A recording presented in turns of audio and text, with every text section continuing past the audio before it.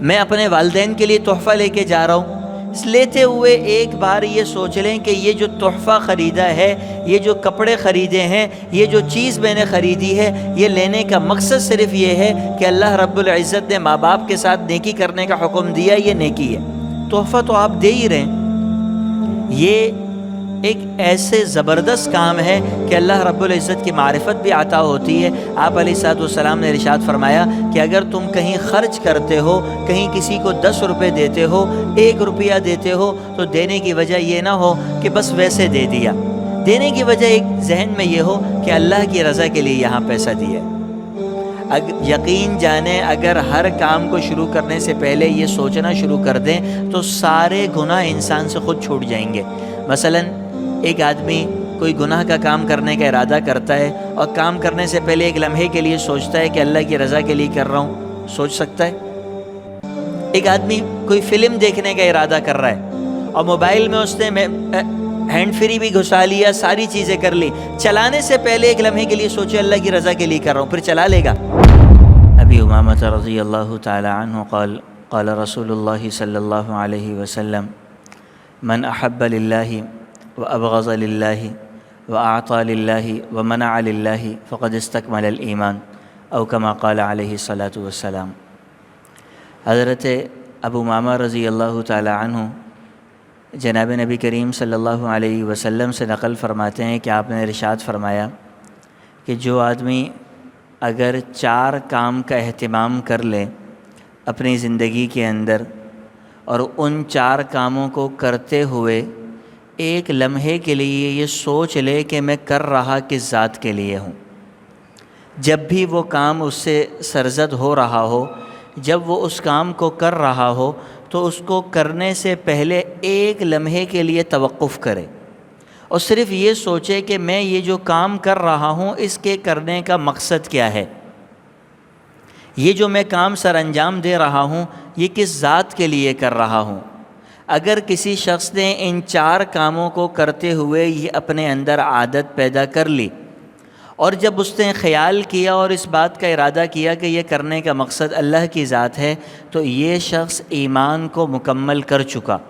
ایمان کا جو سب سے اعلیٰ، سب سے افضل درجہ ہے، جو وہ ایمان کا درجہ جو اللہ رب العزت اپنے قریب ترین محبوب بندوں کو عطا فرماتے ہیں، وہ درجہ اس شخص کو مل جائے گا۔ صرف کرنا یہ ہے کہ وہ کام جو ہم روز مرہ زندگی میں کر رہے ہوتے ہیں، وہ روز کر رہے ہوتے ہیں، صبح بھی کرتے ہیں، شام بھی کرتے ہیں، ظہر بھی کرتے ہیں، رات بھی کرتے ہیں، صرف اس کو کرنے سے پہلے ایک لمحے کے لیے رکنا ہے اور یہ سوچنا ہے کہ میں نے کیوں کیا، یہ سوچنا ہے کہ میں کیوں کرنا چاہتا ہوں، اور پھر یہ اس بات کا ارادہ ہو جائے کہ کرنا چاہتا اللہ کے لیے ہوں، یہ سمجھ لے کہ یہ شخص کامیاب ہے۔ سب سے پہلا کام من احب للہ، اگر کسی سے محبت ہو تو محبت اس کی خوبصورتی کی وجہ سے نہ ہو، محبت اس کی ذات کی وجہ سے نہ ہو، محبت اس کے احسانات کی وجہ سے نہ ہو، محبت اس کی طرف سے ملنے والے ہدایہ کی وجہ سے نہ ہو، بلکہ محبت صرف اس لیے ہو کہ اللہ نے کہا تھا اس سے محبت کرو، میں محبت کرتا ہوں۔ والد سے محبت ہے، محبت اس لیے نہیں کہ یہ والد ہیں، بلکہ محبت اس لیے ہے کہ والد سے محبت کرنے کا حکم اللہ نے دیا ہے، اس لیے میں والد سے محبت کرتا ہوں۔ والدہ سے محبت ہے، اللہ کا حکم ہے۔ بھائی سے محبت ہے، اللہ کا حکم ہے۔ بہن سے محبت ہے، اللہ کا حکم ہے۔ بیوی سے محبت ہے، محبت اس لیے نہیں کہ یہ میری بیوی ہے، یہ روٹی پکا کے دیتی ہے، بلکہ محبت اس لیے ہے کہ اللہ نے کہا ہے کہ بیوی کا خیال رکھا کرو، اس کو جو تم پہنتے ہو وہ پہنایا کرو، جو تم کھاتے ہو وہ کھلایا کرو، اس لیے اس سے محبت ہے۔ حدیث پاک میں آتا ہے، آپ علیہ الصلوۃ والسلام نے ارشاد فرمایا کہ اگر کوئی شخص اپنی بیوی کے منہ میں لقمہ بنا کر ڈالتا ہو اور ڈالتے ہوئے ارادہ یہ ہو کہ یہ لقمہ صرف اللہ کو راضی کرنے کے لیے ہے، اللہ اس لقمے پہ بھی اجر عطا فرماتے ہیں۔ اگر کوئی رات اپنی بیوی کے ساتھ سوتا ہو اور سوتے ہوئے اللہ کی رضا مقصود ہو تو اللہ اس پر بھی اجر عطا فرماتے ہیں۔ فرشتوں نے، صحابہ کرام نے عرض کیا، یا رسول اللہ، رات سونے میں اور اپنی ضرورت پوری کرنے میں کس بات کا اجر ہے؟ یہ تو اس کی ضرورت ہے، یہ تو اس کی حاجت ہے، وہ اپنی ضرورت پوری کر رہا ہے۔ آپ علیہ الصلوۃ والسلام نے ارشاد فرمایا کہ یہ ضرورت اگر حرام جگہ پوری کرتا تو گناہ ملتا؟ عرض کیا رسول اللہ بالکل ملتا. آپ نے فرمایا اس نے حرام کو چھوڑ کر حلال جگہ پورا کیا کہ اللہ نے مجھے یہاں اجازت دی تھی میں یہاں کروں گا, اللہ اس پہ بھی اجر دے دیں گے. یہ چھوٹی صرف ایک لمحے کے لیے توقف کرنا ہے, ایک لمحے کے لیے. میاں بیوی ساتھ بیٹھ کے کھانا کھا رہے ہیں, ایک دسترخوان پہ بیٹھے ہوئے ہیں, ایک لمحے کے لیے سوچ لینا ہے کہ ہم اکٹھا اس لیے ہیں کہ بیوی یہ سوچے کہ اللہ کی طرف سے حکم ہے خاوند کا خیال کرو, شوہر یہ سوچے کہ اللہ کی طرف سے, اللہ کے نبی کریم صلی اللہ علیہ وسلم کی طرف سے یہ حکم ہے کہ بیویوں کا خیال کرو, عورتوں کا خیال کیا کرو, اس لیے ہم دونوں اکٹھا بیٹھے ہیں. اب یہ اکٹھا بیٹھ کر کھانا بھی عبادت ہے, یہ اکٹھا بیٹھنا بھی ثواب بن چکا. وَأَبْغَضَ لِلَّهِ, اگر کوئی شخص کسی سے نفرت کرے, کسی کے بارے میں دل میں نفرت ہو, تو وہ نفرت بہت سی چیزوں سے ہمیں نفرت ہے, بہت سے کاموں سے ہمیں نفرت ہے, بہت سے لوگوں سے ہمیں نفرت ہو جاتی ہے. اگر نفرت دل میں ہو, کسی کام سے ہو, تو نفرت کی وجہ یہ ہو کہ اللہ نے اس کام سے منع کیا ہے. نفرت کی وجہ دل میں یہ نہ ہو کہ مجھے پسند نہیں ہے, نفرت کی وجہ کوئی اور چیز نہ ہو, بلکہ کسی بھی چیز کو, شراب اگر ناپسند ہے, وہ کیوں ناپسند ہے؟ اللہ نے منع کیا ہے. کوئی حرام جانور کا گوشت ناپسند ہے تو کیوں ناپسند ہے؟ کہ اللہ نے منع کیا ہے. یہ بات دل میں خیال نہ آ جائے کہ یہ حرام جانور ناپسند ہونے کی وجہ یہ ہے کہ ہمیں پسند نہیں ہے, ہم نے زندگی میں کبھی نہیں کھایا. ہم اگر گدھے کے گوشت کو نہیں کھاتے تو وجہ صرف یہ ہے کہ اللہ نے منع کیا, اس لیے ہاتھ نہیں لگاتے. اگر ہم کسی اور مردار کو نہیں کھاتے تو وجہ یہ ہے کہ اللہ نے منع کیا, اس لیے نہیں کھاتے. صرف اس مردار کے گوشت کو چھوڑ دینے پر اجر و ثواب لکھا جا رہا ہے. وَأَعْطَى لِلَّهِ, اگر کہیں کچھ خرچ کرنا ہے, گھر کے لیے دودھ لے کے جانا ہے, انڈے خریدنے, روٹی لے کے جانی ہے, آٹا لے کے جانا ہے, لینے سے پہلے ایک دفعہ سوچ لیں کہ لے رہا اس لیے ہوں کہ اللہ نے اولاد کی تربیت, اولاد کو کھانا کھلانا میرے ذمے لگایا ہے, میں اس لیے یہ آٹا خرید رہا ہوں.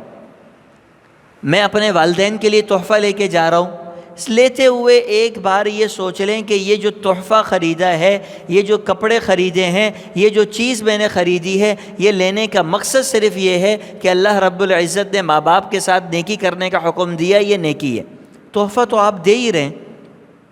گھر میں آٹا تو لے کر جا ہی رہے ہیں.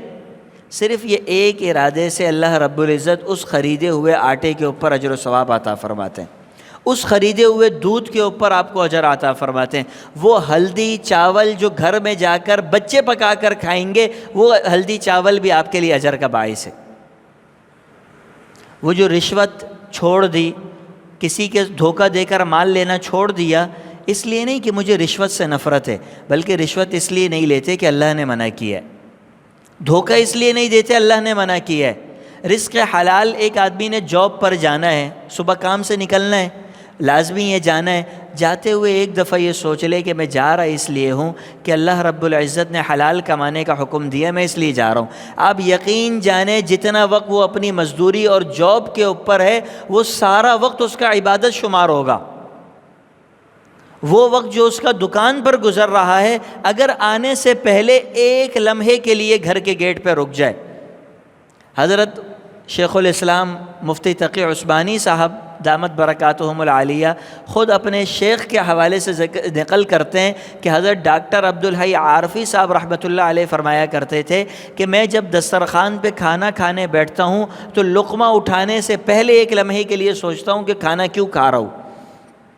اس لیے کھا رہا ہوں کہ اس کھائے ہوئے لقمے کو کھا کر جو طاقت آئے گی, اس سے 2 رکعت نماز پڑھ کے اللہ کو راضی کروں گا. یہ جو لقمہ کھا رہا ہوں اس سے فجر پڑھوں گا میں, یہ جو 2 لقمے کھا رہا ہوں اس سے ظہر پڑھوں گا, یہ 2 لقمے کھا کر قرآن کی 1 سورت پڑھوں گا. اللہ رب العزت اس کھانے والے لقمے پر بھی اجر عطا فرما دیتے ہیں. اور اللہ کو حاصل کرنے کا, اللہ کی ذات کی محبت حاصل کرنے کا اس سے زیادہ آسان کوئی نسخہ ہے ہی نہیں دنیا میں. اگر کوئی شخص یہ چاہتا ہے کہ اللہ کی محبت دل میں پیدا ہو جائے, اللہ کی معرفت دل میں پیدا ہو جائے, اللہ کی ذات مجھ سے محبت کرنے لگ جائے, اس سے زیادہ آسان کوئی کام ہی نہیں ہے. آپ نے کچھ بھی نہیں کرنا, صرف اتنا کرنا ہے کہ جو کام کر رہے ہیں کرنے سے پہلے شروع کرتے کرتے رک جائے لمحے کے لیے. میں کیوں کر رہا ہوں, کس کے لیے کر رہا ہوں؟ اللہ کے لیے کر رہا ہوں. اب کر لیں، کوئی مسئلہ نہیں، کام تو کرنا ہی ہے، پانی کا گلاس پینا ہی ہے، پر پینے سے پہلے ایک لمحے کے لیے گلاس ہاتھ میں پکڑ کے سوچ لیں کہ پانی اس لیے پی رہا ہوں کہ پی کے مجھ میں طاقت آئے گی، میں اللہ کی عبادت کر لوں گا۔ پانی اس لیے پی رہا ہوں کہ پی کے مجھ میں طاقت آئے گی، اپنے گھر والوں کی دیکھ بھال کر لوں گا۔ پانی اس لیے پی رہا ہوں کہ پی کے مجھ میں طاقت آئے گی، میں کوئی خیر کا کام کر لوں گا۔ پانی اس لیے پی رہا ہوں، کوئی خیر کا کام نہیں کر سکتا ہوں، پانی اس لیے پی رہا ہوں کہ اللہ کے نبی کریم صلی اللہ علیہ وسلم نے یہ ارشاد فرمایا تھا کہ ان لجسدک علیک حقا، تمہارے جسم کے بھی تم پر حقوق لازم ہوتے ہیں۔ میں صرف پانی اس لیے پی رہا ہوں کہ حضور نے مجھے کہا تھا کہ جسم کا خیال کیا کرو، میں اس لیے پانی پی رہا ہوں، اور کوئی نیکی نہیں کروں گا۔ یہ پانی بھی عبادت ہے۔ میں نے سر میں تیل لگانا ہے، کیوں لگانا ہے؟ اس لیے کہ حضور نے ارشاد فرمایا تھا من کان لہ شعر فلیکرمہ، جس کے سر پر بال ہیں وہ ان بالوں کا خیال کیا کرے۔ میں اس لیے سر میں تیل لگا رہا ہوں۔ میں رات کو سو رہا ہوں تو اس لیے سو رہا ہوں کہ آپ علیہ الصلاۃ والسلام نے ارشاد فرمایا تھا ان لعینک علیک حقا، تمہاری آنکھوں کے تم پر حق لازم ہے، ان کے تم پر حقوق ہیں۔ وہ حق یہ ہے کہ تم رات کو کچھ دیر بستر پر لیٹا کرو۔ یہ رات کو سونا بھی عبادت ہے۔ سونا تو ہے، کرنا تو ہے، ایسا تو نہیں ہے کہ کوئی آدمی بولے میں سوؤں گا نہیں، میں آج کے بعد کھاؤں گا نہیں، میں آج کے بعد پانی نہیں پیوں گا، میں آج کے بعد کوئی تو کام کریں گے۔ سب سے آسان، سب سے مختصر اور سب سے زیادہ مضبوط ترین تعلق اس شخص کو حاصل ہوگا جو اپنے کوئی کام کرنے کی ضرورت نہیں، کوئی نوافل کی ضرورت نہیں، کوئی تسبیحات کی اضافی ضرورت نہیں، فرائض پوری کرنے کے بعد اتنی عادت بنا لے کہ جو کام کر رہا ہو کرنے سے پہلے ایک لمحے کے لیے رک جائے۔ اور میں یہ بھی عرض کروں کہ یہ آپ کو صرف مہینہ 2 مہینہ کرنا پڑے گا، اس کے بعد خود عادت بن جائے گی کہ جس طریقے سے بعض کاموں کی انسان کی عادت پڑ جاتی ہے وہ غیر شعوری طور پر اس سے سرزد ہو رہے ہوتے ہیں۔ مثلا بہت سے ایسے کام ہیں، ایک آدمی کی عادت پڑ جاتی ہے موبائل نکالنے کی اور ہر وقت موبائل دیکھنے کی، تو آپ دیکھیں غیر شعوری طور پر وہ کہیں جائے گا، جیب میں اس کا ہاتھ پہنچ جائے گا، موبائل پہ ہاتھ لگ جائے گا۔ غیر شعوری طور پہ ہمیں کسی کام کی عادت پڑ جائے، کسی آدمی کے بیٹھے بیٹھے سر ہلانے کی عادت ہو، ٹانگ ہلانے کی عادت ہو، آپ دیکھیں وہ بیٹھا ہوا ہوگا، اپنے دنیا کے 10 کاموں میں مشغول ہوگا، ٹانگ اس کی ہل رہی ہوگی۔ کسی کو اگر ہم یہ کہیں کہ بھائی تمہیں سر جھکا کر بیٹھنا ہے تو یہ ایک کام ہے، بوجھ ہے، لیکن 2 ہفتہ کرنے کے بعد جب عادت بن جائے گی، آپ اس شخص کو دیکھیں اپنے 10 کاموں میں مشغول ہوگا، مگر گردن یوں ہوگی، اس لیے کہ عادت ہو چکی۔ جب 10 دفعہ کھانا کھاتے ہوئے ہاتھ روک کر یہ سوچیں گے کہ کیوں کھا رہا ہوں، صرف اللہ کے لیے، اللہ کے حکم سے کھا رہا ہوں، اس کے بعد جب 11ویں دفعہ کھانا کھانے کے لیے بیٹھیں گے دل دماغ خود آپ کو یاد کرائے گا، دیکھو اللہ کے لیے کھا رہے ہو، نماز پڑھنے کے لیے کھا رہے ہو، عبادات کے لیے کھا رہے ہو، اب لقمہ اٹھا کے کھا لو۔ یہ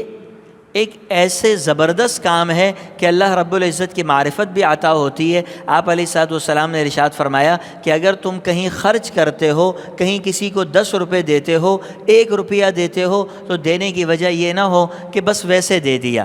دینے کی وجہ ایک ذہن میں یہ ہو کہ اللہ کی رضا کے لیے یہاں پیسہ دیا ہے۔ یقین جانیں اگر ہر کام کو شروع کرنے سے پہلے یہ سوچنا شروع کر دیں تو سارے گناہ انسان سے خود چھوٹ جائیں گے۔ مثلاً ایک آدمی کوئی گناہ کا کام کرنے کا ارادہ کرتا ہے اور کام کرنے سے پہلے ایک لمحے کے لیے سوچتا ہے کہ اللہ کی رضا کے لیے کر رہا ہوں، سوچ سکتا ہے۔ ایک آدمی کوئی فلم دیکھنے کا ارادہ کر رہا ہے اور موبائل میں اس نے ہینڈ فری بھی گھسا لیا، ساری چیزیں کر لی، چلانے سے پہلے ایک لمحے کے لیے سوچے اللہ کی رضا کے لیے کر رہا ہوں، پھر چلا لے گا؟ اس کے لیے ممکن ہے کہ وہ اس کو چلا لے۔ موسیقی سننے کے لیے کان میں ہینڈ فری لگا ہوا ہو اور ایک لمحے کے لیے یہ خیال آ جائے کہ یہ گانا اللہ کے لیے سن رہا ہوں، اس کے بعد وہ گانا سن سکتا ہے پورا؟ وہ کام اس سے ہو سکتا ہے؟ کسی نامحرم سے رابطہ کرتے ہوئے ایک لمحے کے لیے خیال آ جائے کہ یہ نامحرم سے رابطہ اللہ کے لیے، پھر جنت یاد آتی ہے، جہنم یاد آتی ہے۔ یہ چند دن کرنے سے آدمی آہستہ آہستہ گناہوں سے خود دور ہو جائے گا۔ آہستہ آہستہ گناہ اس سے دور ہو جائیں گے، اللہ کی ذات کے قریب ہوتا جائے گا۔ اور یہ چند دن ایک چھوٹا سا عمل کرنے سے اللہ کی معرفت حاصل ہو جائے گی۔ وَمَنَعَ لِلَّهِ فَقَدْ اسْتَكْمَلَ الْإِيمَانَ، اگر کسی کو پیسہ نہیں دے، کہیں پہ پیسہ خرچ نہ کرے، تو وجہ یہ ہو کہ اللہ نے منع کیا ہے، اللہ نے حرام کام پہ منع کیا، اس لیے میں خرچ نہیں کرتا۔ میں شراب نہیں پیتا، یہ وجہ نہیں کہ میرے پاس پیسے نہیں ہیں، بات یہ ہے کہ اللہ نے منع کیا ہے، اس لیے میں شراب پر پیسہ خرچ نہیں کرتا۔ میں فحاشی کے اوپر پیسہ خرچ نہیں کرتا، اللہ نے منع کیا اس لیے میں اس کے اوپر پیسہ نہیں خرچ کرتا۔ فقد استکمل الایمان، اس شخص کا ایمان مکمل ہو چکا، ایمان کے یہ اس درجے پر پہنچ چکا جس درجے پہ اللہ کے محبوب بندے ہوتے ہیں۔ اس سے اوپر ایمان کا کوئی اور درجہ اور کوئی اور مرتبہ باقی نہیں، آخری درجات تک یہ پہنچ چکا ہے۔ اگلی حدیث ہے حضرت ابو ذر رضی اللہ تعالی عنہ اسی روایت کو نقل کرتے ہیں، الفاظ میں تھوڑی سی تبدیلی ہے، فرماتے ہیں افضل الاعمال الحب فی اللہ والبغض فی اللہ۔ اگر آدمی کوئی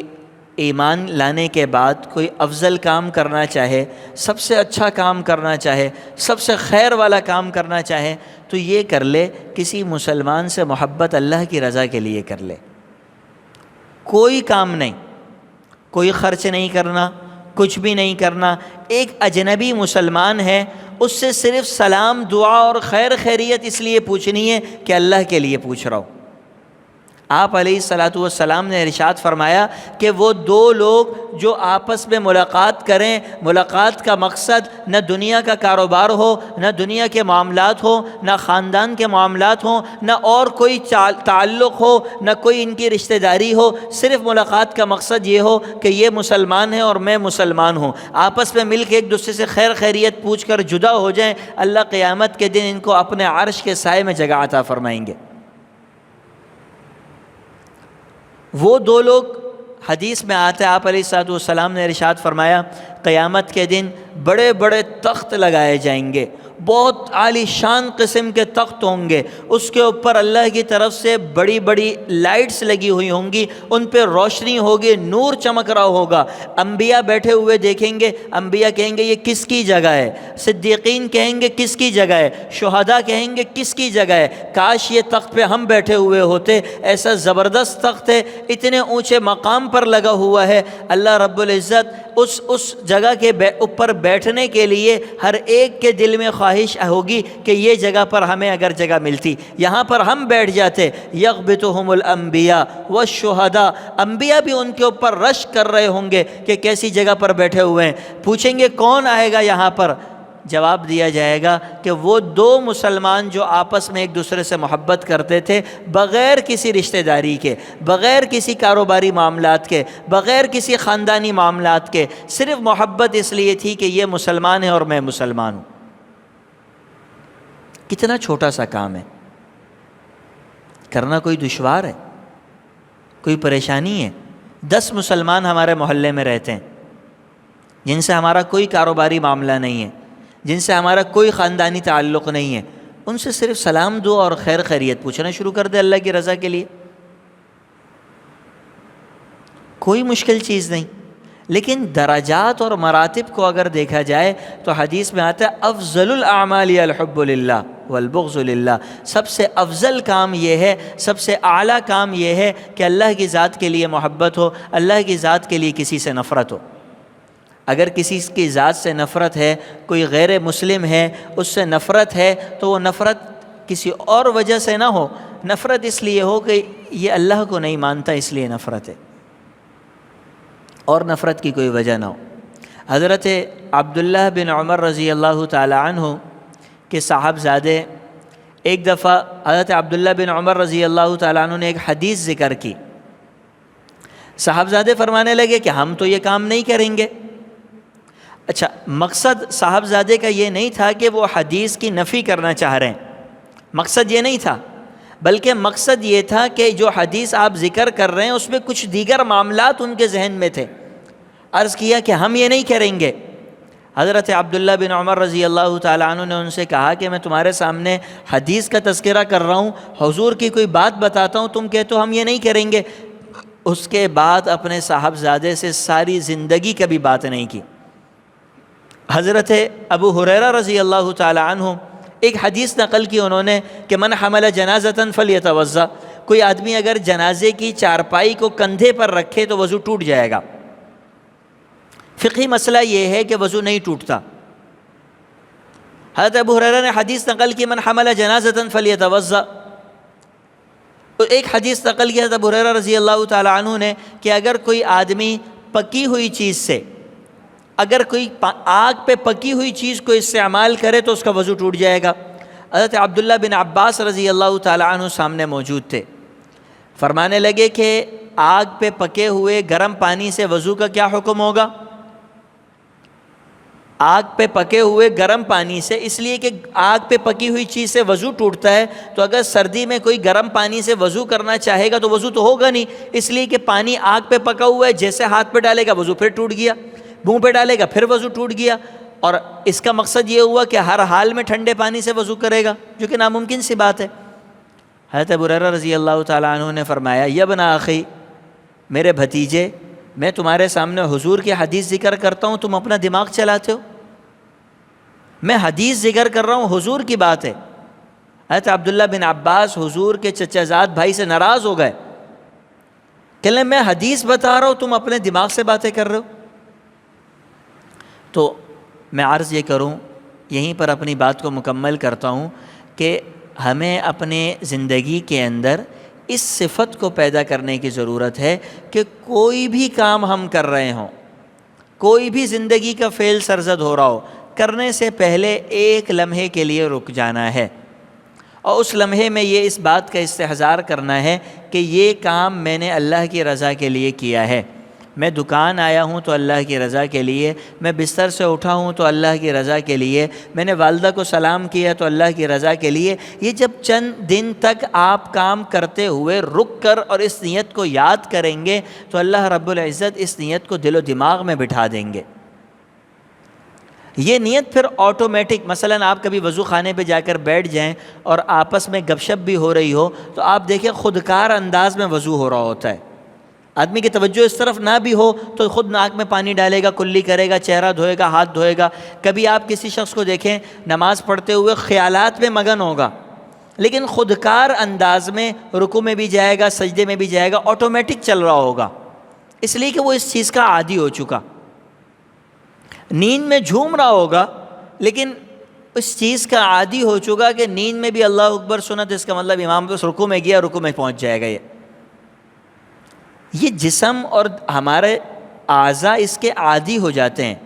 اسی طریقے سے جب اس نیت کا بار بار استحضار کیا جائے گا، بار بار اس کو سوچا جائے گا، بار بار اس کو دہرایا جائے گا، جسم اور اعضاء اس کے بھی عادی ہو جائیں گے، دل اس کا بھی عادی ہو جائے گا، پھر کوئی کام کرنے سے پہلے رکنے کی ضرورت نہیں ہوگی بلکہ خود بخود ہوگا۔ اور اگر ابھی ابتدا کرتے ہوئے یہ پریشانی اور دشواری آئے کہ بھول گیا تو کوئی مسئلہ نہیں، کھانا کھاتے ہوئے درمیان میں یاد آئے گا نا، 1 منٹ کے لیے کھانا چھوڑ دیں، ہاتھ پیچھے کر لیں، سوچ لیں کیوں کھا رہا تھا، کس کے لیے کھا رہا تھا، کھانے کا فائدہ کیا ہوگا، پھر شروع کر دیں۔ دکان پہ جاتے ہوئے بھول گئے، کوئی مسئلہ نہیں، دکان میں داخل ہو گئے، اب خیال آ گیا، اب کر لیں۔ جاب پہ جاتے ہوئے بھول گئے، کوئی مسئلہ نہیں، صبح 8 بجے کے جاب پہ گئے ہوئے، شام 4 بجے خیال آیا، جب 4:30 پہ چھٹی ہونی تھی، آدھا گھنٹہ پہلے خیال آیا، کوئی بات نہیں، رک کر صرف یہ سوچ لیں کہ میں جاب پہ آیا کیوں تھا، یا اللہ تجھے راضی کرنا تھا، تو نے حلال کمانے کا کہا تھا اس لیے آیا تھا، ورنہ میں نہیں آتا، گھر پہ بستر پہ لیٹا رہتا، بستر اچھا لگتا، آپ نے کہا تھا حلال کماؤ اس لیے آیا تھا۔ یہ سارا دن آپ کا عبادت بن چکا، یہ پچھلا سارا وقت۔ جاب سے نکل کر گھر جانا ہے، جانے سے پہلے 1 منٹ کے لیے، گھر تو جانا ہی ہے نا، لازمی سی بات ہے جانا ہے، جانے سے پہلے 1 منٹ کے لیے سوچ لیا کہ گھر جا رہا ہوں، بیوی بچوں کے پاس جا رہا ہوں، ماں باپ کے پاس جا رہا ہوں، رشتہ داروں کے پاس جا رہا ہوں، ان کے پاس جا رہا ہوں، ان کے ساتھ سلام دعا کر لوں گا، خیر خیریت پوچھ لوں گا، ان سے ملاقات کر لوں گا، اس لیے کہ اللہ رب العزت نے مجھے ان باتوں کا حکم دیا ہے، میں اس لیے یہاں سے نکل کے جا رہا ہوں۔ وہاں سے گھر آئے، یہ سارا ثواب بن گیا، سارا عبادت بن گیا۔ تو دین اسلام کوئی مشکل چیز کا نام نہیں ہے، دین اسلام صرف اس بات کا نام ہے کہ ہم اور آپ اپنی زندگی کے اندر استحضار نیت کا پیدا کر لیں، صرف نیت کا استحضار پیدا ہو جائے۔ جو کام ہم لاؤبالی پن میں کر رہے ہیں کہ کھانا ویسے ہی کھا رہے ہیں، بس کھا رہے ہیں، صرف نیت کے ساتھ کھا لیں. پانی ویسے ہی پی رہے ہیں، صرف نیت کے ساتھ پی لیں. اور یہ صرف یہ کام نہیں بلکہ جتنے بھی مباح کام ہیں، جتنے وہ کام ہیں جو ہماری ضروریات زندگی میں سے ہیں، جتنے وہ کام ہیں جن کو کرنا جائز ہے، ان سارے کاموں کو کرنے سے پہلے اگر ایک دفعہ آپ نیت کر لیں تو 24 گھنٹے آپ کے عبادت بن سکتے ہیں. 24 گھنٹے عبادت بن سکتے ہیں. صرف ایک بات کی طرف توجہ کی ضرورت ہے کہ آدمی اپنے دل میں اس بات کی نیت کر لے. اللہ رب العزت ہمیں عمل کرنے کی توفیق عطا فرما دے. الحمدللہ.